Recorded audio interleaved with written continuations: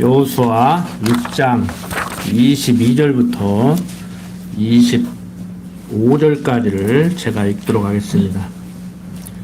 여호수아가 그 땅을 정탐한 두 사람에게 이르되 그 귀생의 집에 들어가서 너희가 그 여인에게 맹세한 대로 그와 그에게 속한 모든 것을 이끌어내라 하며 정탐한 소년들이 들어가서 라합과 그 부모와 그 형제와 그에게 속한 모든 것을 이끌어내고 또 그 친족도 다 이끌어내어 그들을 이스라엘 진 밖에 두고 무리가 불로 성읍과 그 가운데 있는 모든 것을 사르고 은금과 동철 기구는 여호와의 집 곳간에 두었더라. 여호수아가 기생 라합과 그 아비 가족과 그에게 속한 모든 것을 살렸으므로 그가 오늘날까지 이스라엘 중에 거하였으니 이는 여호수아가 여리고를 탐지하려고 보낸 사자를 숨겼음이었더라. 자, 여호수아가 가나안 땅을 정탐하기 위해서 두 정탐꾼을 보냈을 때 라합이라는 여인이 두 정탐꾼을 숨겨준 일이 있었습니다. 그래서 이 두 정탐꾼은 라합에게 약속을 했었죠. 이스라엘 백성들이 진격할 때 붉은 줄을 집 밖으로 이렇게 달아 매놓으면은 그것을 표지로 그 집은 살려줄 테니까 그렇게 하라고 했습니다. 두 정탐꾼은 약속을 지켰죠. 여호수아는 두 정탐꾼으로 하여금 정탐할 때 도와준 그 여인에게 약속한 대로 보호하라고 했습니다. 그래서 여리고성을 함락시킬 때 그 가족들은 전부 다 피하게 만들고 여리고성을 이렇게 정복하게 했습니다. 그리고 이제 이어서 26절, 27절 보면은 여호수아가 그때 맹세로 무리를 경계하여 가르되 이 여리고 성을 누구든지 일어나서 건축하는 자는 여호와 앞에서 저주를 받을 것이라. 그 기초를 쌓을 때 장자를 이룰 것이요 문을 세울 때 계자를 이르리라 하였더라. 여호와께서 여호수아와 함께 하시니 여호수아의 명성이 그 온 땅에 퍼지니라. 그러니까 여리고성을 완전히 초토화시켰는데 만약에 여리고성을 다시 재건한다고 하면은 그 기초를 놓을 때는 장자를 죽이고 마지막 이제 마무리를 할 때는 계자, 그러니까 막내를 죽이겠다는 거예요. 그러니까 그 여리고성 다시 재건할 생각 하지 말라는 것이죠. 그런데 이 여호수아가 예언한 이 저주가 훗날 이루어져요. 열왕기서에 보면은 열왕기 상 16장 34절에 보면은 이스라엘이 남북으로 나뉘어진 후에 이제 그 아합 왕이 다스리던 시대에 베델스람 시엘이 여리고를 이렇게 건축하게 되거든요. 그런데 그가 그 터를 닦을 때 맏아들 아비람이 죽어요. 그리고 그 문을 세울 때 막내 아들 이렇게 수굽이 죽게 되는 이런 일이 벌어집니다. 그러니까 하나님이 말씀하신 것은 그대로 이루시는 언약 성취 섭리를 하신다고 그랬잖아요. 그러니까 여호수아를 통해서 지금 말씀을 하고 계신 것이죠. 앞뒤 딱 잘라버리면은 여호수아가 예언한 거지만 이 여호수아의 예언은 여호수아는 본명이 예수아인데 이게 여호와의 상징이라고 했잖아요. 그리스도에 대한 상징이라고 했잖아요. 그래서 성경에 어떤 인물이 말을 하든지 간에 그가 얘기하는 것은 하나님이 말씀하는 것과 방불합니다. 그냥 하나님이 말씀한다고 여기시면 돼요. 그렇다고 해서 지금 목사가 말하는 것은 하나님이 말하는 거 아닙니다. 목사는 하나님이 당신이 여호와심을 얘기하는 것을 보십시오. 하나님이 여호와라고 말하고 있지 않습니까? 라고 소개를 해주는 것이죠. 그래서 여기는 제단이 아니고 강단이란 말이에요. 가톨릭의 이 제단은 제단입니다. 여기서 제사를 지내는 거예요. 그러니까 구약 제사장들이 제사 지내는 것을 애들 소꿉놀이 하듯이 현대화 시켜가지고 거기서 어떤 행동을 취하는 거예요. 이렇게 뭐 연기를 핀다든지 뭐 이렇게 정한수 같이 성수라고 해서 떠놓고 뭘 한다든지 모든 의식을 합니다. 그래서 용어도 전례라고 그래요. 제사 의식이라는 것이죠. 우리는 제사 의식이 아니고 뭐 성찬식을 한다 이런 걸 할 때도 이제 성경이 말하고 있는 대로 요즘 젊은 사람들 그 표현대로 하면은 그 말로 이렇게 성경 내용을 가르치면 이해를 잘 못하니까 그림을 그려서 이렇게 설명하듯이 그렇게 여기에서 성찬 예식을 하는 그러한 어떤 행동을 취해서 그게 지금 뭐 하는 거요? 왜 그렇게 하는 거요? 라고 물어보면은 이래서 이런 것을 하는 거야 라고 설명을 해줌으로 이제 예수가 그리스도이심을 하나님이 여호와 되심을 가르치는 한 방법이죠. 가톨릭의 뭐 이렇게 미사라든지 성찬 예식, 세례 의식 이런 것은 제사 방법이고 개신교, 프로테스탄트에서 하는 이 모든 것은 복음 증거의 한 방법이고 완전히 다른 거예요. 그래서 여러분들이 아직도 그 가톨릭적인 사고에서 벗어나지 못하는 사람들은 여기를 제단이라고 생각하고 목사는 제사장이라고 생각하고 연복교에 넣는 그 연보는 이제 헌물이라고 생각하는 거예요. 그래서 용어도 헌금이라고 그러잖아요. 하나님께 바친다 이거죠. 근데 헌금이 아니고 우리는 십시일반 모아서 우리 교회를 운영하는 경상비로 사용하는 연보지요. 그러니까 많이 있는 사람은 많이 내고 조금 있는 사람은 조금 내고 그러니까 연보. 많이 있는 사람이 내서 적게 내는 사람 것을 보충한다. 그러니까 교회 살림살이가 1,000만 원이 필요하다. 그럼 어떤 사람은 500만 원, 뭐 어떤 사람은 200만 원, 뭐 어떤 사람은 하나도 못 낼 수도 있는 거예요. 그 사람은 오히려 그 1,000만 원 중에서 구제금으로 도움을 받아야 되죠. 오히려 돈 내는 게 아니고. 뭐 우리야 뭐 지금 거의 그런 일이 안 일어나는데 교회 규모가 커지면은 교인들이 많아지면 그런 일들이 생긴단 말이에요. 어떤 사람은 한 달에 뭐 1,000만 원 하지만 어떤 사람은 100만 원 보조받고 살 수도 있고 국가도 그렇게 운영이 되잖아요. 그래서 우리가 가정이 교회가 되고 교회가 사회가 되고 국가가 되고 이런 형식으로 가면 이제 어떤 장로교 정치가 국가적으로 시행이 되는 것이죠. 그래서 존 칼빈이라는 사람이 그 제네바에서 그런 일을 하려고 했던 거예요.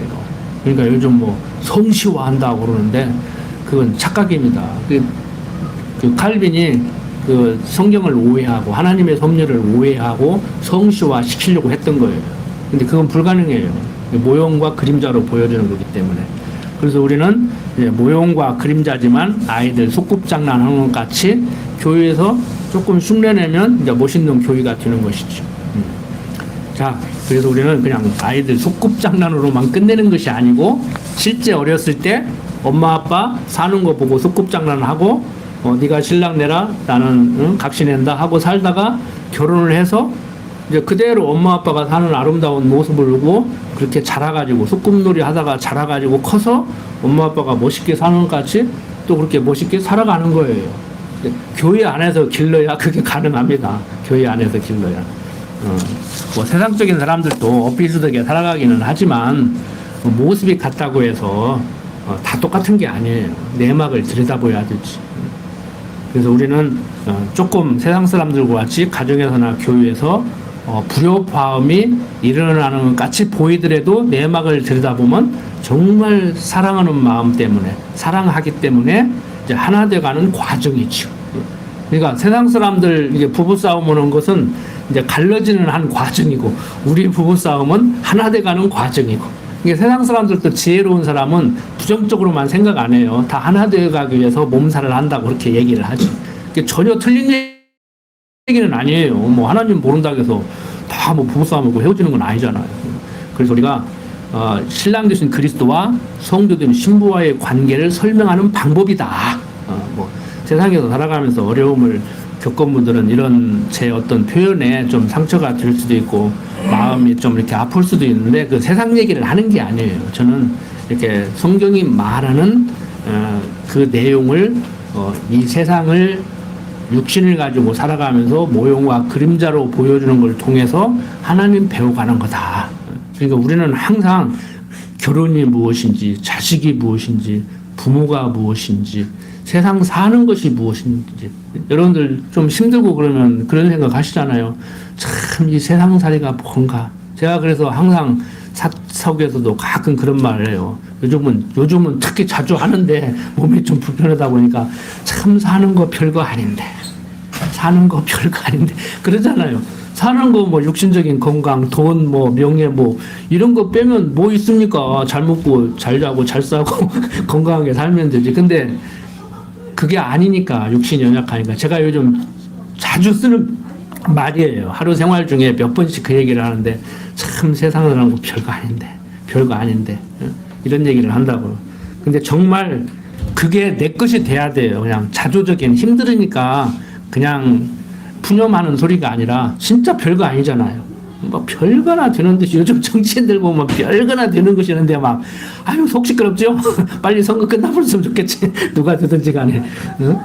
누가 국회의원 되는 것도 뭔 상관이냐고 우리하고 솔직한 얘기로 뭐 상관이 전혀 없는 건 아니지만 그래서 우리가 정말 하나님 모르고 살면요 속 뒤집어져서 못 삽니다. 저부터도 화나서 못 살아요. 열불나서 못 산다고.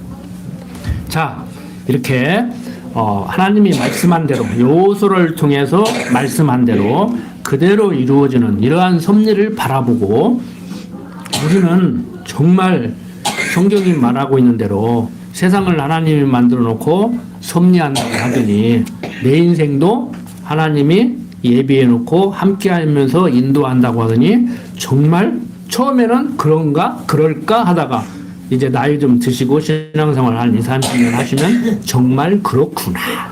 그리고 후손들에게 세상은 네 뜻대로 살아갈 수 있는 것이 아니고 하나님 뜻대로 되어주는데 그 가운데서 하나님 잘 믿고 경외하고 살면서 하나님께서 하게 하는 일 열심히 즐거운 마음으로 하면서 살아가면 너는 행복한 삶이 될 것이다. 이제 이런 얘기를 하실 수 있어야 되죠. 지금 여기 계신 어르신들은 젊은 자녀들에게 우리 교육 후배들에게 그런 말씀을 하셔야 된단 말이에요.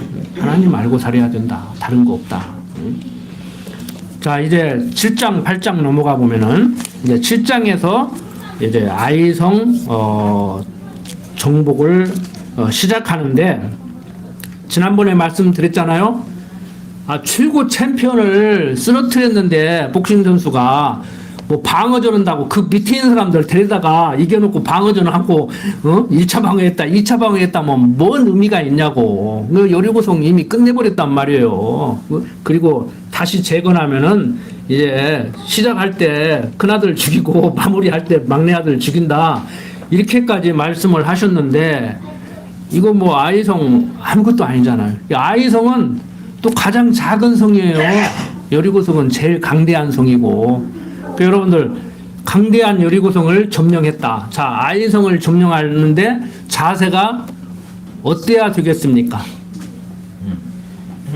여러분들 같으면 저도 그랬을 것 같아. 우습지 뭐. 여리고성 점령했는데 이제 며칠 좀 쉬었다가 이제 아이성 점령하러 가는데 그거 뭐 우습잖아요.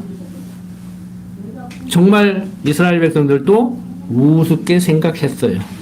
여리고성 점령했는데 아이성 이까지 것 군대 다 갈 필요 뭐 있어?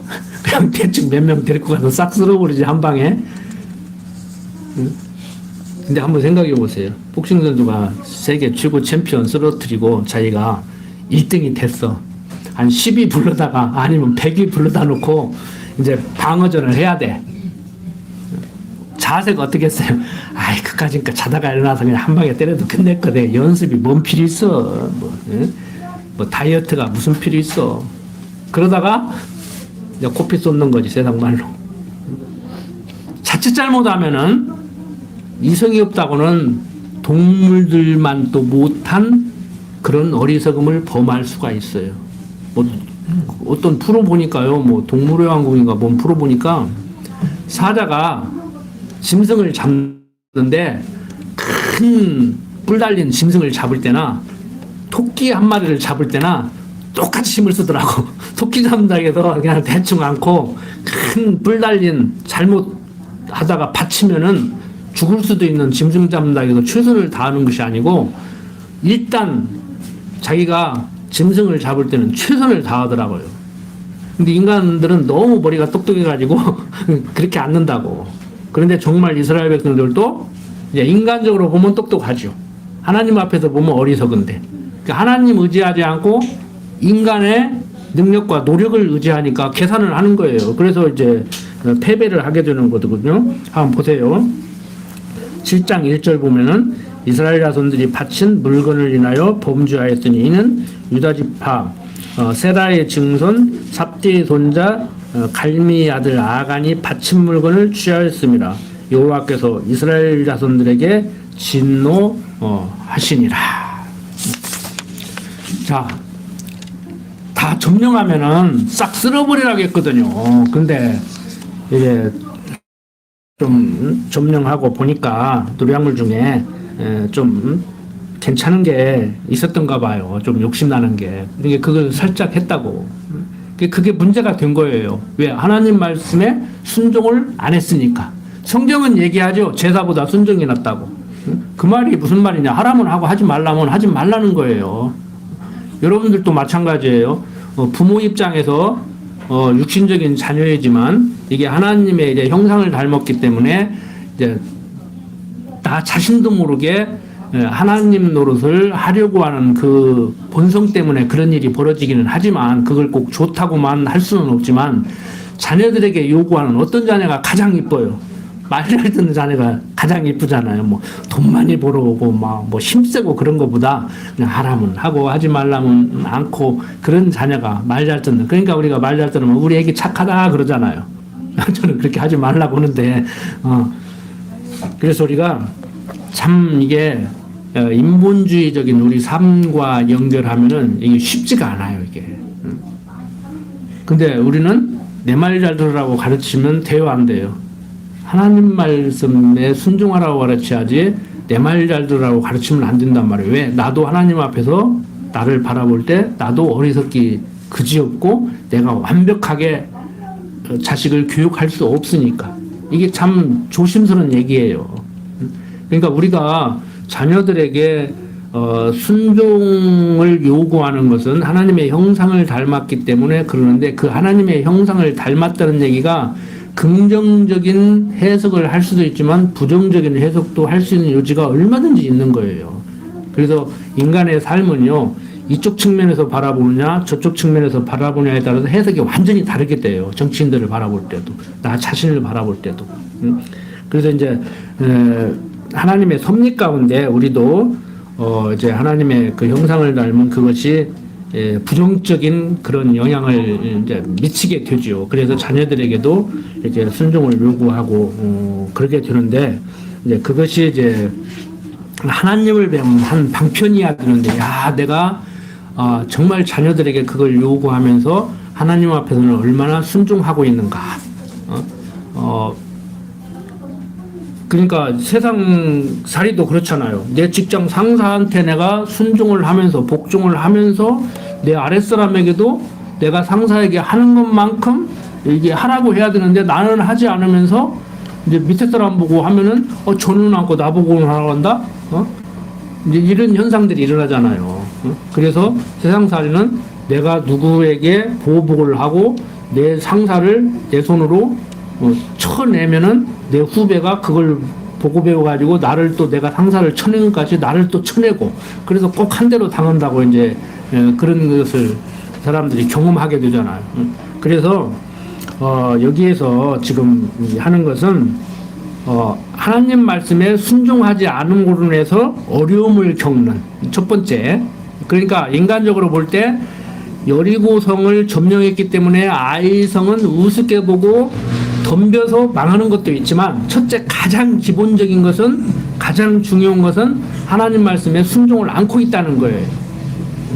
뭐 우습게 알고 덤볐느냐, 뭐 우습게 알지 않고 덤볐느냐, 뭐 호랑이 같이 큰 물소 잡을 때나 토끼 잡을 때나 똑같이 힘을 써야 되느냐, 이건 세상살이 하는 사람들의 시각으로 바라보는 거고, 우습게 알고 덤볐어도 이길 수 있어요, 하나님의 섭리 가운데. 그런데 여기서는 인간적으로 볼 때는 우습게 알고 덤볐기 때문에 패했다기보다는 가장 근본적인 것은 하나님 앞에 불순종을 한단 말이에요. 그러니까 하나님 말씀에 불순종하기 때문에 육신적으로도 우습게 알고 덤비는 거예요.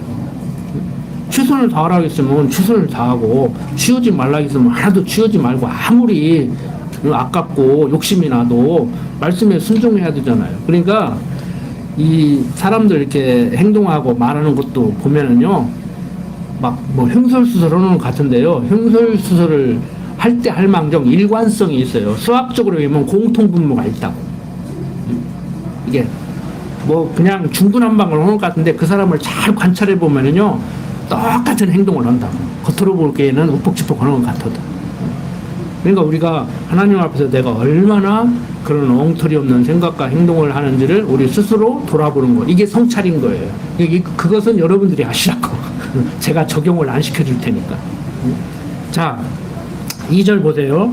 여호수아가 여리고에서 사람을 베델 동편 벳나웬 곁에 있는 아이로 보내며 그들에게 일러 가르되 올라가서 그 땅을 정탐하라 하매 그 사람들이 올라가서 아이를 정탐하고 여호수아에게로 돌아와서 그에게 이르되 백성을 다 올라가게 말고 2-3천 명만 올라가서 아이를 치게 하소서. 그들은 소순이 모든 백성을 그리로 보내어 수고롭게 마소서 하므로 백성 중 3천 명쯤 그리로 올라갔다가 아이 사람 앞에서 도망하니 아이 사람이 그들이 36인쯤 죽이고 성문 앞에서부터 스바림까지 쫓아와서 내려가는 비탈에서 쳤으므로 백성의 마음이 녹아 물같이 된지라.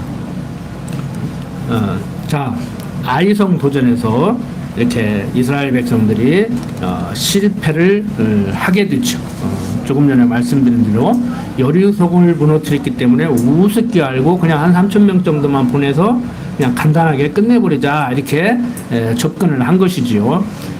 그런데 이제 6절부터 보세요. 여호수아가 옷을 찢고 이스라엘 장로들과 함께 여호와의 궤 앞에서 땅에 엎드려 머리에 티끌을 무릅쓰고 저물도록 있다가 여호수아가 가르되 슬프도소이다. 주 여호와 어찌하여 이 백성을 인도하여 유단을 건너게 하시고 우리를 아모리 사람의 손에 붙여 멸망시키려 하셨나이까. 우리가 유단 저편을 족하게 여겨 거하였다면 좋을 뻔하였나이다. 주여, 이스라엘이 그 대적 앞에서 돌아섰으니 내가 무슨 말을 하오리까. 가나안 사람과 이 땅 모든 거민이 이를 듣고 우리를 둘러싸고 우리 이름을 세상에서 끊으리니 주의 크신 이름을 위하여 어떻게 하시려나이까. 여호수아가 옷을 찢고 여호와께 단식하면서 이제 간구를 하는 거죠. 그러니까 육신을 가진 여호수아가 육신을 가졌기 때문에 그렇게 할 수밖에 없었겠지만 순종하지 않고 불순종했음에도 불구하고 이제 불순종했으니까 끝나는 게 아니고 하느님 앞에 어떻게 보면은 항의를 하죠. 아니 요단 동편에서 그냥 살게 했으면 될 것을 뭐 요단강 건너가지고 서편 와가지고 그 강대한 성 여리고 점령하기 위해서 좋아했더니 그 우습게 생긴 하잘것없는 아이성 점령하는데 이 수모를 당하게 하느냐. 그러니까 여러분들이 하나님이라면 뭐라고 그러겠어요? 아, 이놈아, 그러니까 말 잘 듣지. 왜 말 안 듣고 까불고 그렇게 천방지축으로 나대냐. 그럴 거 아닙니까? 이제 보세요. 이제 10절부터 그 여호와께서 여호와에게 이르되 일어나라. 어찌하여 이렇게 엎드렸느냐. 이스라엘이 범죄하여 내가 그들에게 명한 나의 언약을 어기었나니 곧 그들이 바친 물건을 취하고 도적하고 사기하여 자기 가국 가운데 두었느니라. 그러므로 이스라엘 자손들이 자기 대적을 능치 당치 못하고 그 앞에서 돌아섰나니 이는 자기도 바친 것이 됨이라. 그 바친 것을 너희 중에서 멸하지 아니하면 내가 다시는 너희와 함께 있지 아니하리라. 너는 일어나서 백성을 손결케 하여 이르기를 너희는 스스로 손결케 하여 내일을 기다리라. 이스라엘 하나님 여호와의 말씀에 이스라엘아 너희 중에 바친 물건이 있나니 내가 그 바친 물건을 너희 중에서 제하기 전에는 너희 대적을 당치 못하리라. 아침에 너희는 너희 지파대로 가까이 나오라. 여호와께서 뽑히는 지파는 그 족속대로 가까이 나올 것이요 여호와께 뽑히는 족속은 그 가족대로 가까이 나올 것이요 여호와께 뽑히는 가족은 각 남자대로 가까이 나올 것이며 바친 물건을 가진 자로 뽑힌 자를 불사르되 그와 그 모든 소유를 그리하라. 이는 여호와의 언약을 어기고 이스라엘 가운데서 망령된 일을 행하였음이라 하셨다 하라. 자, 여호와께서 여호수아에게 해결책을 알려주시는데 뭐라고 그래요?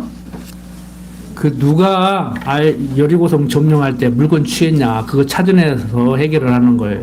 그러니까 야, 너 왜 제대로 하라니까 세상 말로 하면은 호랑이가 토끼 잡을 때 못 봤어?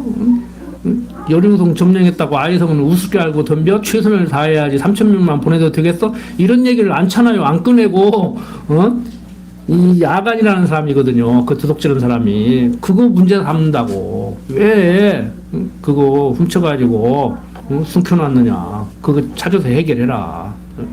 곤란해서 이제 처형해요. 그거 해결한다고. 자, 이제 계속해서 한번 보세요. 16절부터 21절. 이에 여호수아가 아침 일찍 일어나서 이스라엘을 그 지파대로 가까이 나오게 하였더니 유다 지파가 뽑혔고 유다 족속을 가까이 나오게 하였더니 세라 족속이 뽑혔고 세라 족속의 각 남자를 가까이 나오게 하였더니 삽디가 뽑혔고 그러니까 조금씩 좁혀가는 거예요. 뭐 대한민국 그다음에 뭐 전라북도 그다음에 뭐 군산시 뭐 무슨동 이제 이런 식으로 이제 좁혀 나가는 것이죠. 한 사람 찾아낼 때까지. 자, 18절 삽디의 가족 각 남자를 가까이 나오게 하였더니 유다 지파 세라의 증손이요 삽디의 손자요 갈미의 아들인 아간이 뽑혔더라. 이게 이제 범주자예요. 아간이. 19절 여호수아가 아간에게 이르되 네 아들아 청하노라. 이스라엘의 하나님 여호와께 영광을 돌려 그 앞에 자복하고 내 행한 일을 내게 고하라. 그 일을 내게 숨기지 말라. 아간이 여호수아에게 대답하여 가로되 참으로 나는 이스라엘 하나님 여호와께 범죄하여 여차히 행하였나이다. 내가 노력한 물건 중에 시날산의 아름다운 유투 한 벌과 은 200세겔과 50세겔 중의 금덩이 하나를 보고 탐내어 취하였나이다. 보소서 이제 그 물건들을 내 장막 가운데 땅속에 감추었는데 은은 그 밑에 있나이다. 이에 여호수아가 사자를 보내매 그의 장막에 달려가 본즉 물건이 그의 장막 안에 감추었는데 은은 그 밑에 있는지라. 그들이 그것을 장막 가운데서 취하여 여호수아와 이스라엘 모든 자손에게로 가져오매 그들이 그것을 여호와 앞에 놓으니라. 여호수아가 이스라엘 모든 사람으로 더불어 세라의 아들 아간을 잡고 그 은과 외투와 금덩이와 그 아들들의 말들과 소들과 나귀들과 양들과 장막과 무릇 그에게 속한 모든 것을 이끌고 아골골짜기로 가서 여호수아가 가르되 내가 어찌하여 우리를 괴롭게 하였느냐. 여호와께서 오늘날 너를 괴롭게 하시리라 하니 온 이스라엘이 그를 돌로 치고 그것들도 돌로 치고 불사르고 그 위에 돌무더기를 크게 쌓았더니 오늘날까지 있더라. 여호와께서 그 극렬한 분노를 그치시니 그러므로 그곳 이름을 오늘날까지 아골골짝이라 부르더라. 여러분 찬송가 부를 때 아골골짝 불러주셨죠? 바로 거기에요. 아골골짝. 자, 이렇게 범죄를 확인한 후에 아간과 그 아들들과 소유물을 이렇게 다 이제 불태우게 됩니다. 자, 이제 여리고성 승리한 후에 여리고성 점령한 후에 그 조그마한 아이성을 점령하는데 실패한 이유가 아간이 이런 재물을 욕심내서 숨겼기 때문에 그것으로 인해서 육신적으로도 최선을 다해야 됨에도 불구하고 3천 명만 데리고 가서 패하는 일이 벌어진단 말이에요. 그런데요, 이제 보세요. 여리고성 점령할 때까지 모든 백성이 총력 단결해서 갔다고 하면 이겼겠어요? 아니에요. 3천 명 갔어도 이길 수가 있어요. 아, 그러죠. 응? 아니, 여리고성 점령했는데 아유성 그거 다 갈 필요 뭐 있냐고, 인간적으로. 응? 틀린 얘기가 아니에요. 그러니까 많이 갔냐 조금 갔냐는 별 의미가 없다니까. 하나님이 이기게 하면 조금 가도 이길 수 있는 것이고, 하나님이 지게 하면 많이 가도 지는 거예요. 우리는 그렇게 접근을 해야 된다고. 많이 갔어야 되는데 조금 가도 졌다 이렇게 얘기를 하면 안 돼. 하나님 앞에 순종을 해야 되는데, 그 여리고성에서 제가 찾아낸 게 그거라겠잖아요. 군대 생활할 때 왜 오늘 가서 나팔 불고 피리 불고 한 바퀴 돌고 또 쉬었다가 다음날 또 가서 한 바퀴 돌고 마지막 날 7바퀴 돌으니까 성이 무너지더라. 왜 그렇게 했는가? 하라는 대로 하라 이거요. 군대에서도 뭐라 그래요? 속된 말로 까라면 까 그래. 하라면 하라는 거예요. 말이 많아. 그거 아니면은요, 요즘 군대는 뭐 무슨 보이스카우트도 아니고 뭐 대학생들 MT 간 것도 아니고 뭐 학대를 했느니 뭘 했느니 하는데, 저 군대 생활할 때는요 포로로 잡혀가지고 고문당하는 훈련까지였어. 요즘 말하면 그 선배가 후배 학대하는 거예요. 맨날 원산 폭격하고 막 팔굽혀펴기 300개씩 하고. 네? 그렇게 하라는 얘기가 아니오. 어? 내가 설득을 당했다니까. 일리가 있더라니까. 어? 무슨 전쟁을 했는데 뭐 여군들이 엄마엄마 그럴 거야? 어? 촛불이 들이는데 엄마엄마 아저씨 그러지 마세요 그럴 거냐고. 전쟁하는데. 군대가 비이성적 집단이라니까. 그게 이성적 집단이 아니라니까. 군대가 사람 죽이는 연습하는 건데. 에? 하나님을 아는 제가 어떻게 하면 짧은 시간에 많은 사람을 죽이는 연습을 하는데 이 할 짓이 아니더라니까요. 그래도 여러 가지 전역하는 요소 중에 하나였어요. 그게 내가 이것을 계속 해야 되는가. 영혼을 살려야지 육신을 죽이는 일을 해서는 안 되겠구나. 내가 갈 길은 이게 아니다. 그래갖고 제대해가지고 바로 신학교 갔잖아. 여러분들, 살 길과 죽을 길을 제대로 찾아야 됩니다. 살 길에 발을 디뎌야지 죽을 길에 발 디디면 안 되잖아요. 육신적으로도 그러잖아요. 사업을 해도 그러잖아요. 들사업에 발을 내디뎌야지 방울사업에 사양산업에 발 내디디면 안 되잖아요. 자, 계속해서 이제 봅니다. 8장 넘어가 봅시다.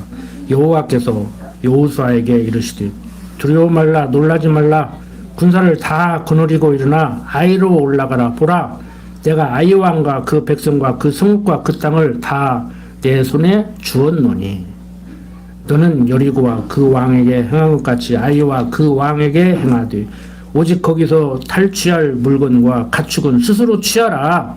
너는 성 뒤에 복병할지니라. 이에 여호수아가 일어나서 군사와 함께 아이로 올라가려 하여 용사 3만 명을 뽑아 밤에 보내며 그들에게 명하여 가르되 너희는 성읍 뒤로 가서 성읍을 향하고 매복하되 그 성읍에 너무 멀리 하지 말고 다 스스로 예비하라.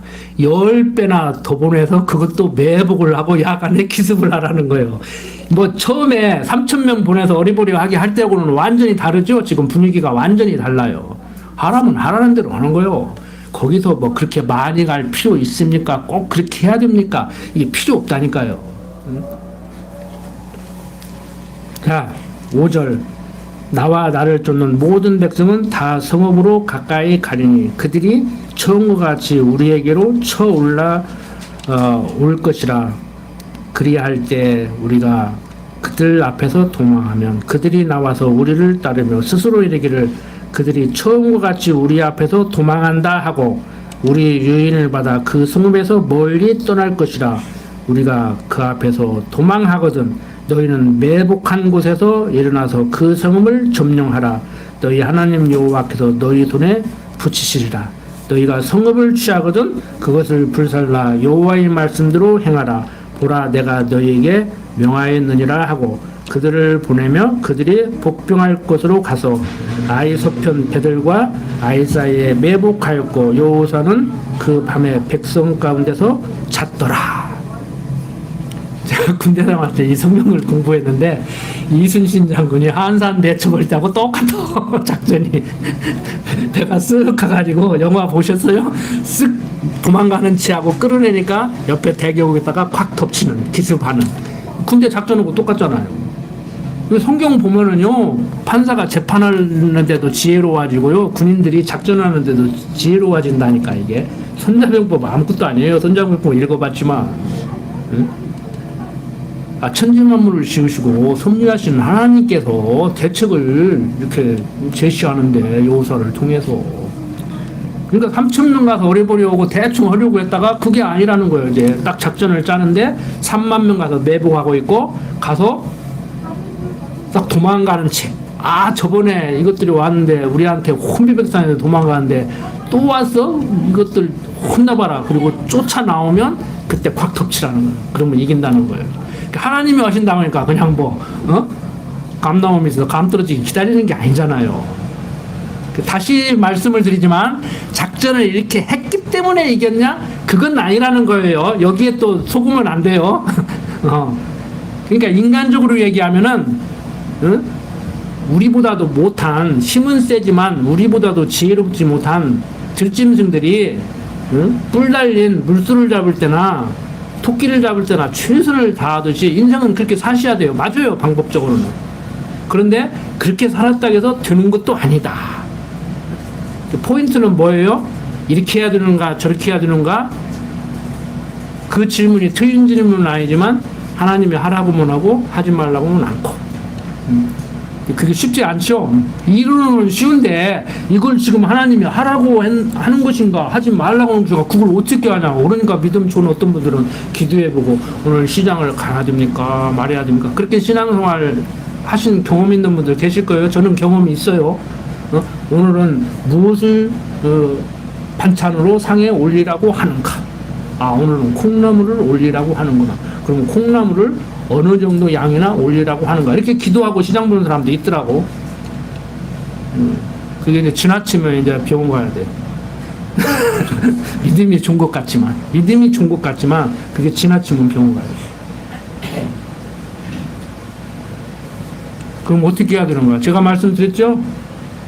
오늘 코 속으로 무슨 냄새가 솔솔 들은다. 오늘은 그러면 이거 먹으라는가 보다 하고 그냥 가서 차 잡숴요. 넉넉하게 사서 잡숴서 넉넉하게 사서 좀 여유있게 만들어서 옆집하고 나눠 잡수든지. 돈이 좀 궁세 가면은 이만큼을 사야 되는데 돈이 없어서 이만큼만 사와서 그냥 입맛만 보고 그냥 조금 아쉽게 잡수든지. 그건 알아서 하시고 그냥 땡기는 거 잡수고 잡수고 싶은 만큼 잡수고 기분 좋게 하시면 된다고. 굳이 방법을 말한다고 하면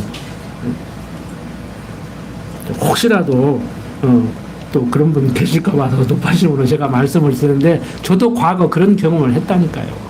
그런 지도를 받고 그렇게 해야 되는 줄 아니까 항상 모으면 기도하고 시작을 하고 기도로 시작하고 기도로 끝내야 된다고. 그게 제가 말하는 성경이 말하는 기도도 아니었지만 9절까지 왔나요? 네, 10절 계속 봅니다. 여호수아가 아침에 일찍이 일어나서 백성을 점거하고 이스라엘 장로들로 더불어 백성 앞서 아이로 올라가매 그를 쫓은 군사가 다 올라가서 성읍 앞에 가까이 이르러 아이 북편에 진치니 그와 아이 사이에는 한 골짜기가 있었더라. 그가 5,000명가량을 택하여 성읍 서편 베델과 아이 사이에 또 매복시키니 이와 같이 성읍 북편에는 온 군대가 있고 성읍 서편에는 복병이 있었더라. 여호수아가 그 밤에 골짜기 가운데로 들어가니 아이 왕이 이를 보고 그 성읍 백성과 함께 일찍이 일어나서 급히 나가 아라바 앞에 이르러 정한 때 이스라엘과 싸우려 하고 성읍 뒤에 복병이 있는 줄은 알지 못하였더라. 여호수아와 온 이스라엘이 그들 앞에서 거짓 패하여 광야길로 도망하며 그 성 모든 백성이 그들을 따르려고 모여서 여호수아를 따르며 유인함을 입어 성을 멀리 떠나니 아이와 베델에 이스라엘을 따라가지 아니한 자가 하나도 없으며 성문을 열어놓고 이스라엘을 따랐더라. 여호와께서 여호수아에게 이르시되 내 손에 잡은 단장을 들어 아이를 가리키라. 내가 이 성읍을 내 손에 주리라. 여호수아가 그 손에 잡은 단창을 들어 성읍을 가리키니 그 손을 드는 순간에 복병이 그 처소에서 급히 일어나 성읍에 달려 들어가서 점령하고 곧 성읍에 불을 놓았더라. 아이 사람이 뒤를 돌아본즉 그 성읍의 연기가 하늘에 닿은 것이 보이니 이 길로도 저 길로도 도망할 수 없이 뛰었고 광야로 도망하던 이스라엘 백성은 그 따르던 자에게로 돌이켰더라. 여호수아와 온 이스라엘이 그 복병이 성읍을 점령함과 성읍의 연기가 오름을 보고 다시 돌이켜 아이 사람을 죽이고 복병도 성읍에서 나와 그들을 치매 그들이 이스라엘 중간에 든지라 혹은 이편에서 혹은 저편에서 쳐 죽여서 한 사람도 남거나 도망하지 못하게 하였고 아이 왕을 사로잡아 여호수아 앞으로 끌어왔더라. 이스라엘이 자기를 광야로 따르던 아이 모든 거민을 들여서 죽이되 그들을 다 칼날에 엎드러지게 하여 진멸하기를 마치고 온 이스라엘이 아이로 돌아와서 칼날로 죽임에 그날에 아이 사람의 전부가 죽었으니 남녀가 12,000이라. 아이 거민을 진멸하기까지 여호수아가 단창을 잡아 든 손을 거두지 아니하였고 오직 그 성읍의 가축과 노력한 것은 여호와께서 여호수아에게 명하신 대로 이스라엘이 탈취하였더라. 이에 여호수아가 아이를 불살라 그것으로 영원한 무더기를 만들었더니 오늘날까지 황폐하였으며 그가 또 아이 왕을 저녁 때까지 나무에 달았다가 해질 때에 명하여 그 시체를 나무에서 내려 그 성문 어귀에 던지고 그 위에 돌로 큰 무더기를 쌓았더니 그것이 오늘까지 있더라. 자, 그때 여호수아가 이스라엘의 하나님 여호와를 위하여 에발산에서 단을 쌓으니 이는 여호와의 종 모세가 이스라엘 자손에게 명한 것과 모세의 율법책에 기록된 대로 철 연장으로 다듬지 아니한 새 돌로 만든 단이라. 우리가 여호와께 번제와 화목제를 그 위에 드렸으며 여호수아가 거기서 모세의 기록한 율법을 이스라엘 자손의 목전에서 그 돌에 기록하며 온 이스라엘과 그 장로들과 유사들과 재판장들과 본토인뿐 아니라 이방인까지 여호와의 언약궤를 맨 레위 사람 제사장들 앞에서 궤의 좌우에 서되 절반은 그리심산 앞에 절반은 에발산 앞에 섰으니 이는 이왕의 여호와의 종 모세가 이스라엘 백성에게 축복하라고 명한 대로 함이라. 그 후에 여호수아가 무릇 율법책에 기록된 대로 축복과 저주하는 율법의 모든 말씀을 낭독하였으니 모세의 명한 것은 여호수아가 이스라엘 온 회중과 여인과 아이와 그들 중에 동거하는 객들 앞에 낭독하지 아니한 말이 하나도 없었더라. 자, 아이성 공격에서 패배하게 만들고 아간을 재관한 후에 총력전을 펼쳐서 승리하게 만든 하나님께서 여호수아로 하여금 지금 무엇을 깨닫게 했어요? 이게 8장 내용 보니까 하라는 대로 해야겠구나. 순종해야 되겠구나. 그래서 가서 철 연장으로 다듬지 않은 돌비를 세우고 거기에 회칠하고 십계명을 쓰고 그 다음에 그리심산 네발산에서 서서 축복과 저주를 하고 이런 거 하라겠잖아요. 그럼 가서 그대로 하는 거예요. 해야 되지요. 하라는 대로 해야 되지. 이 세상 군대에서도 세상살이도 자기 말 잘 들으면 좋다고 그러고 명령하면 따라야 되는데 그래야 전쟁에서 이기지요. 응? 해병대만 그럽니까? 지휘관이 공격하면 공격해야 되고 공격하는데 가면 죽을 건데 그러는 거 어떻게 전쟁 오냐고. 응? 군인들은 속된 말로 총알바지예요. 국민들을 보호하기 위한 총알바지라고. 해병대는 그 중에 더 총알바지고. 해병대 작전은 그냥 구멍 뚫어가지고 육군한테 넘겨주고, 해병대는 돌아올 기약이 없다니까. 그냥 다 죽으라는 거예요. 구멍 뚫어놓고. 저는 그런 데 가서 훈련받다 보니까 몸은 골병 들고 헐짓이 아닌데 가만히 보니까 그 일보다는 복음을 전해야 되겠더라고. 왜? 사람 죽이는 일 하고 다니면 되겠어요? 사람 살리는 일을 하고 다녀야지. 그것도 육신적인 의사도 할 수 있겠지만, 의사도 했으면 참 제가 봉사하고 참 좋았을 것 같은데, 전 의사들이 파업을 해도 나 혼자만이라도 병원을 다 때려부셔도 문을 열고 진료를 했을 것 같은데, 우리 조상들도 그렇게 살았고,